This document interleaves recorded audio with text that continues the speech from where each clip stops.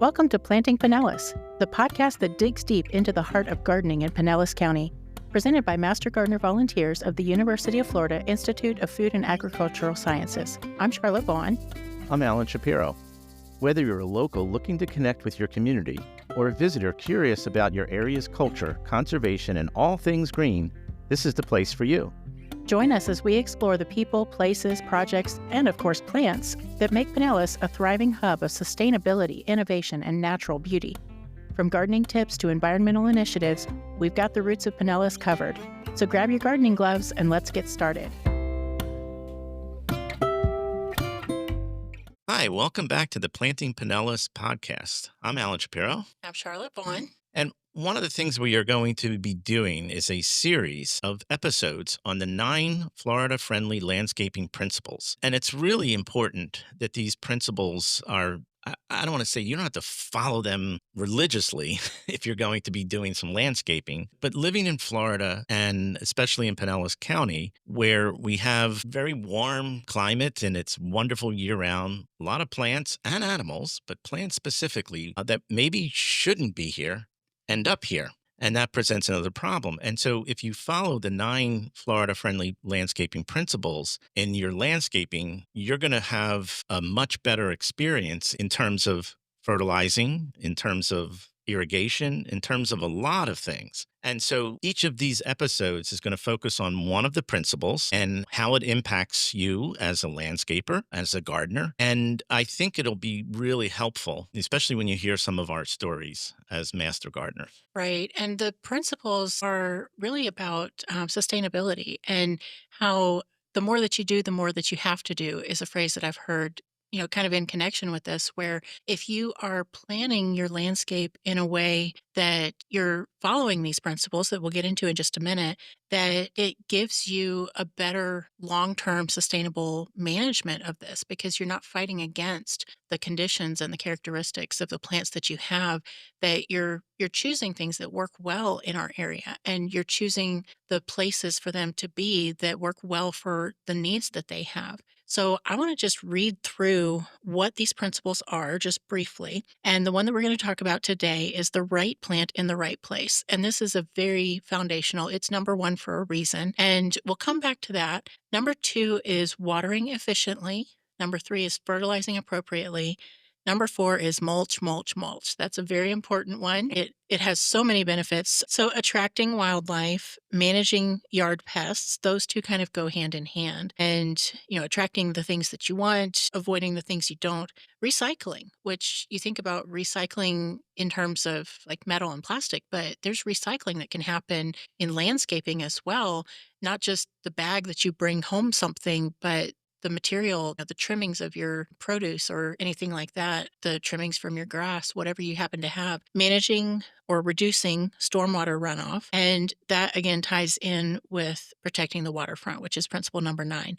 So all of these things, and for us in particular, protecting the waterfront is so significant because basically the whole county is in a watershed. And whether you're in the McKay Creek watershed or the Tampa Bay watershed or whatever it is, everything that comes off of your yard flows into a body of water. If you're in Pinellas County, there's very few exceptions to that. So we are all responsible for managing the waterfront and protecting it based on what we do in our own yard. And again, we're going to concentrate on the right plant, right place for this episode. But I think what's important to understand is that if you follow all of these, it reduces the amount of energy and work that you really have to do in your yard. So if you have these principles and do this research and think about these things up front, it's going to save you a lot of time and energy. And it's also going to help the environment, especially our environment in our coastal community. And they're all interconnected. Like every one of these things that we do has an impact that it kind of builds on the rest. And it's not something that you really are picking and choosing that I want to fertilize appropriately, but I don't want to attract wildlife, or I want to water efficiently, but I don't want to recycle. It's really kind of a package deal that if you want to have a Florida-friendly landscape, that you're likely to need elements of all of these. And the more that you incorporate each one, I think the better your result is going to be in the long run. So, talking about the right plant in the right place, I'm going to read what the Florida Friendly Landscaping resource defines. It says, achieving a natural, healthy balance in your landscape starts with putting the right plant in the right place. This encompasses far more than simply putting sun loving plants in your yard's sunny spots. You also need to consider things like maintenance and water needs. Matching plants to the conditions in your landscape can help them thrive once established with little or no irrigation and few or no fertilizers or pesticides. The secret to successful landscape design is thorough planning. So, how do you plan for your landscape? There's so many things that you can get into with that. I want to kind of share a story of a plant that I had given to me. It was actually two plants that another garden friend gave me, an aglaonema and an oxalis, the false shamrock and the Chinese evergreen. Okay. And they looked beautiful together. So I thought, I'm just going to stick them in this nice little container. And the aglaonema was doing great. And the oxalis basically died off. I thought, oh, well, I guess the plant just didn't last. Well, I had to move that pot outside. And suddenly the aglaonema started browning and the oxalis appeared out of nowhere. And I So discovered and I realized that they don't get along. They don't like the same things. So I separated them and I put the oxalis outside and the aglaonema in a pot inside. And now they're both doing great. they're thriving. Yeah. So I realized, even in that little microscope, that there was a difference, that these were not well suited to the same conditions. And on paper, it looked like they should be. But in practicality, the oxalis needed more bright, indirect sunlight. And the Right. aglaonema actually can thrive in almost really dark, like understory kind of conditions. So I'll ask you if you did a little bit of research, No. but if you would have, keep in mind that these stories, I'm going to get into a story too, Yeah, but we were not master gardeners. We were dabbling, sure. but I think the whole point is, right? If you do a little research, Yeah. not a lot, you don't have to do a lot. You might have discovered that in the beginning and maybe Saved some trouble. save some trouble. Yeah. And my story is the walking yellow iris. So beautiful, beautiful plant. And I put it out in an area that got a lot of full sun. It wasn't doing that well. And again, didn't think about this in research. And I will give my wife a lot of credit for this because she said, "You please plant this and put this in a different place." And she wanted it near our lanai that gets a lot of partial sun. So it gets some morning sun. Once it gets above our privet, it gets about, I'd say, maybe a couple hours Filtered light. filtered light. And then the rest of the day, the sun is really not on it. It's shaded. And I didn't think anything of it. And this was last year that we put it in there. And it was, I got it established and I actually have two of them. And this year they are thriving beyond anything else. And this was after the hurricanes too, because we had some other plants growing in that area that after the hurricanes, they were gone. They survived and are doing excessively well. So once again, once I started seeing this, I went, "Oh, let me go see where I can go get some information." Sure enough, the walking iris, which is a Florida friendly plant, which Right. I've discovered needs partial shade and filtered light. And it's just thriving. I mean, this morning, I can't even count how many flowers are growing and blooming. So again, I think the big point, and I think you feel the same way, is that it's okay to make mistakes. Right. So while this principle is really important, and it is the right plant and right place, and if you do a little bit of research up front, it can save you some time and energy. But even with that, because one of the other things I discovered with the walking iris is that it requires a more acidic soil. Well, Now, that's an interesting point.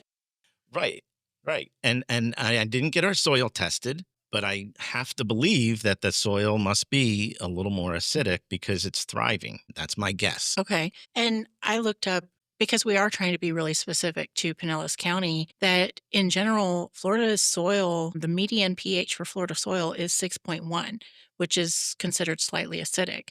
But Pinellas County in particular leans more acidic based on the coastal soil that the pH tends to be above 7 or a little more alkaline. And that could be because of limestone or seashells, other factors. So it really draws back to the importance of testing because there can be a diversity even within our county. And the testing can be done. I mean, you can bring a soil sample, the extension desk. Now, they don't do the soil testing anymore there, but They have a kit. there's a kit, there's a form that you can fill out and you can get your soil tested. You can get it tested for just pH, or you can go even further for a lot of the micronutrients that are in the soil too, if you wanted to. Right, and the fee is different depending Right. on how many things The you fee want is different. tested, and that's available online as well. You don't even have to come to the extension desk, although we'd Correct. love to see you. We'll put the website in the show Yeah. notes, and Yeah, we will.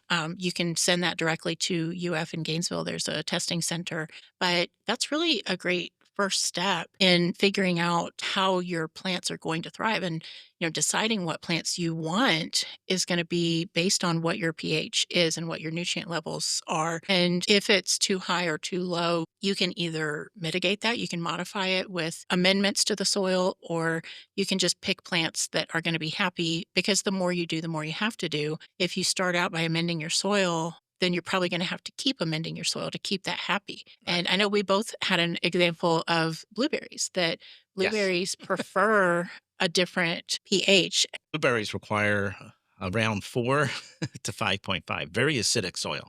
Yeah, and that's not what we have natively in our area. No. So you can grow blueberries here and they can do great, but you're going to have to modify that somehow. And having these basic principles, and I don't want to get too far into this, but just as an example of how what you select either needs to suit your conditions, or if there's something that you just really want, like a blueberry, that you can baby it to the Yes. level that, put it in a container.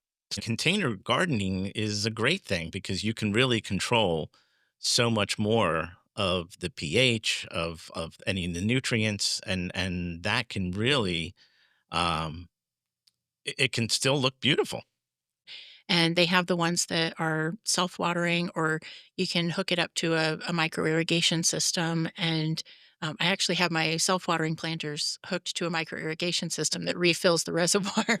So it's great that you can do all of these things, but knowing what you need. So let's talk about that. How do I know the right plant in the right place? You definitely want to figure out your location. How much sun do you have? How much elevation change do you have? Because Florida, our county is mostly flat, but there's going to be low spots in your yard, or you might want to create a low spot or create a raised spot, maybe for water runoff Right. issues that you can make a rain garden or something. We'll get into those things later. That's the interesting thing is we talk about the right plant, the right place, as we are talking about other principles as you talked about, watering and fertilizing, and those are other principles, but it's all important because if you don't think about that up front before you start your landscape, you may be spending more money because the plants may die. And the difference between a novice gardener and an experienced gardener is that the experienced gardener has killed more plants and lived to tell the story. I, But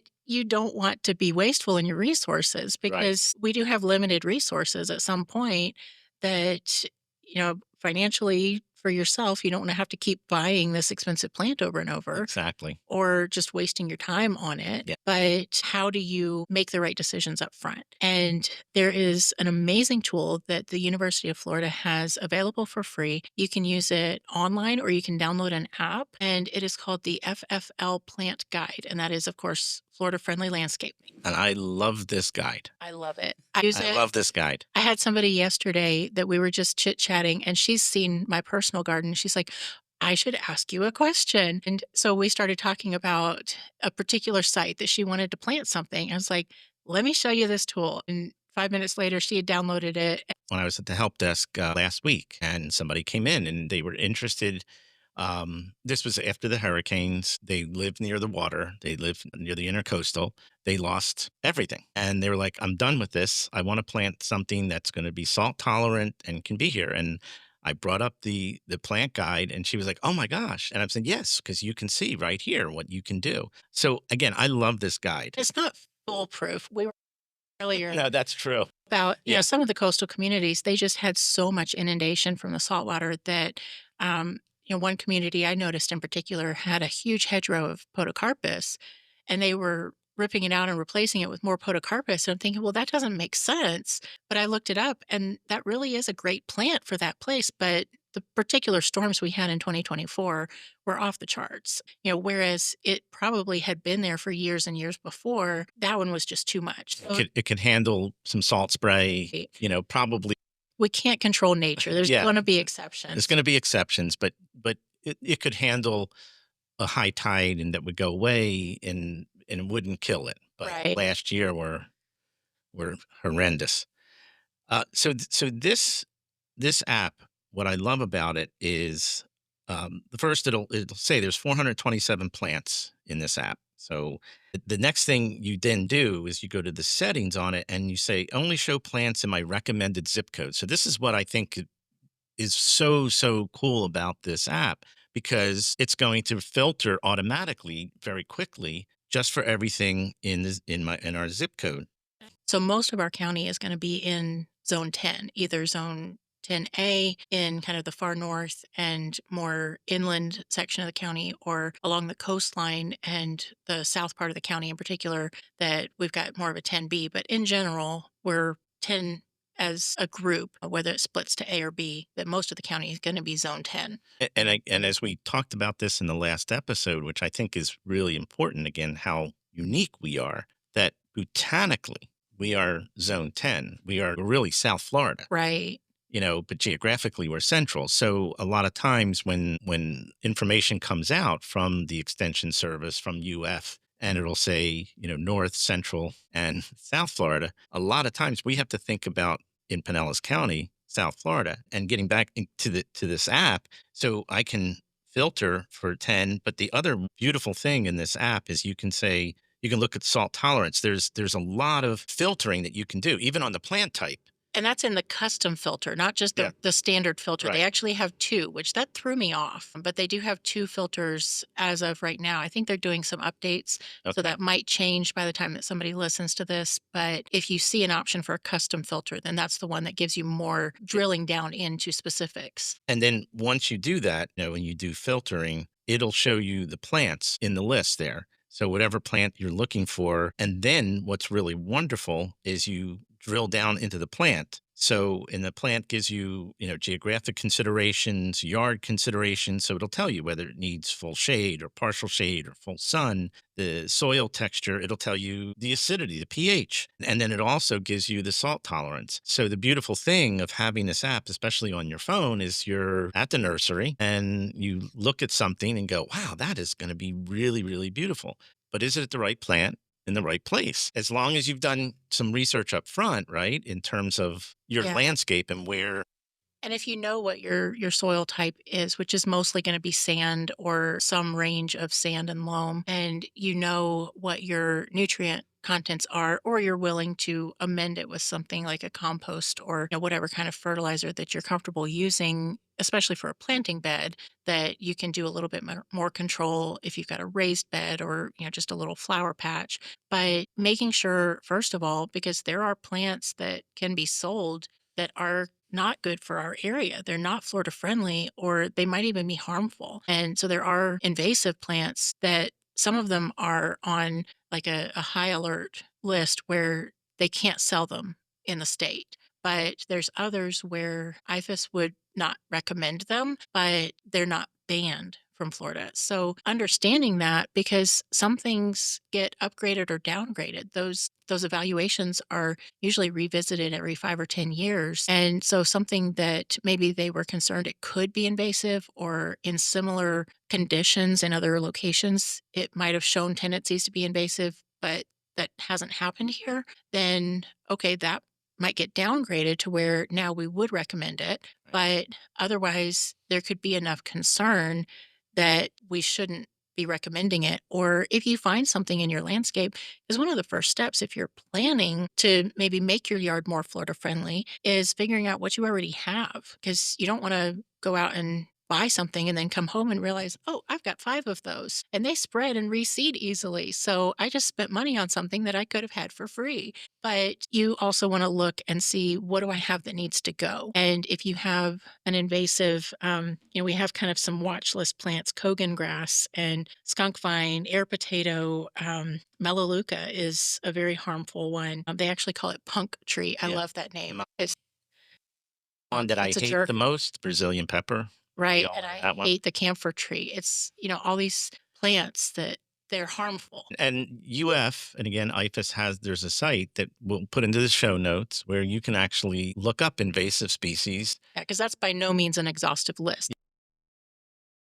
And that's where they have the listing in terms of whether it's really banned and what level of invasiveness it is. But the good thing about the Florida Friendly app is those plants aren't even going to show up. Correct. So if you're at the nursery and you're looking at something and it doesn't even show up in the app, it might not be the right plant for your place. The other thing I think that's really important when it comes to the right plant, right place, and Florida friendly principles is that these plants aren't all native or Right. considered native. Again, there's Right. a whole controversy on terms of what is considered native and not native. But the point being Well, in is, general, the definition of that would be yeah, presumed to be here, or that there's evidence that it was here before there was major human interaction from Western civilization, at least. Or I think that falls somewhere around the 1500s, but I don't remember exactly. yeah, I think that was about when I remember from the class. That Mhm. was about where it was. But I think that's important for everybody to understand that the plant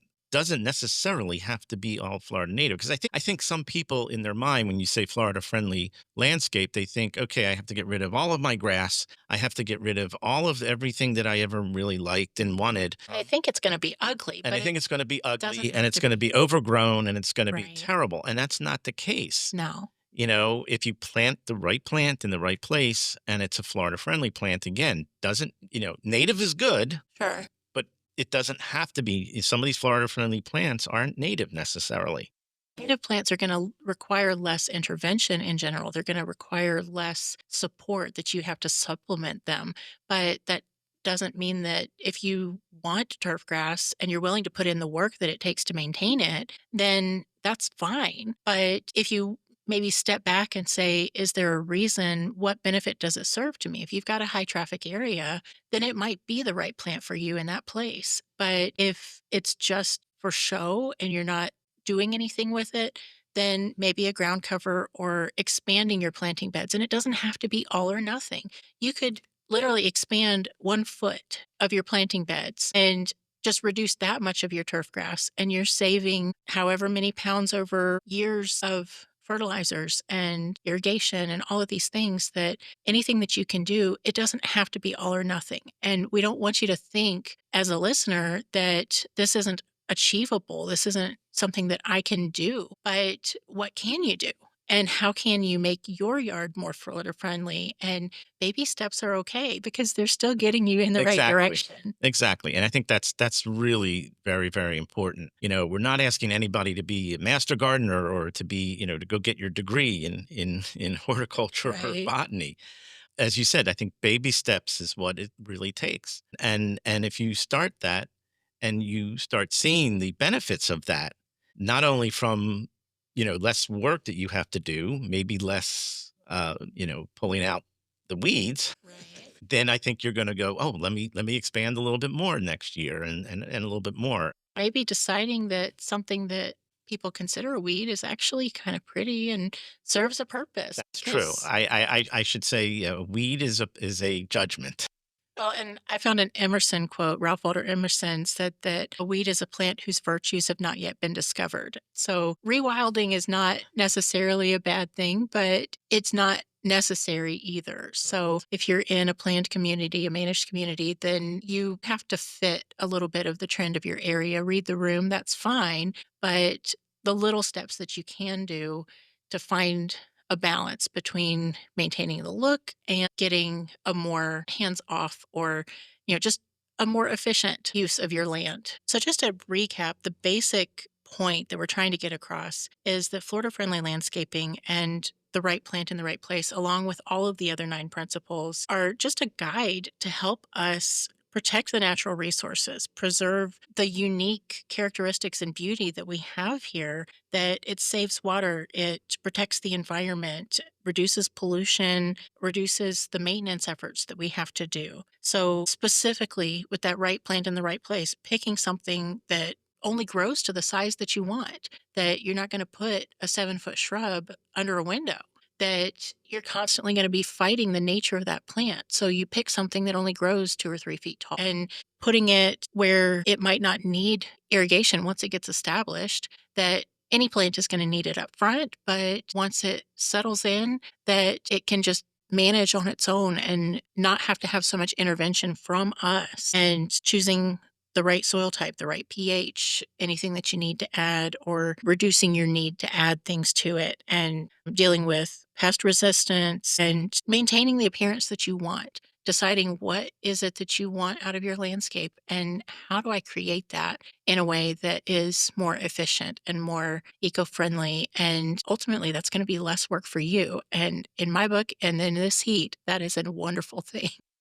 So, our wrap up as we continue through this series is we coined it as Ready, Set, Grow, talking about some of the things that we can be doing right now in our area and that they are relevant to the time when this episode is coming out. So, looking at the month of April, getting ready, what do you do in your landscape? That a lot of this planning that we've talked about, this is a great time to get that plan in of what you're going to do throughout the rest of this year. And our growing season is pretty much year round, but knowing what is happier in the warm season versus the cool season that we're just coming out of, and watching for the insects that we have in the landscape.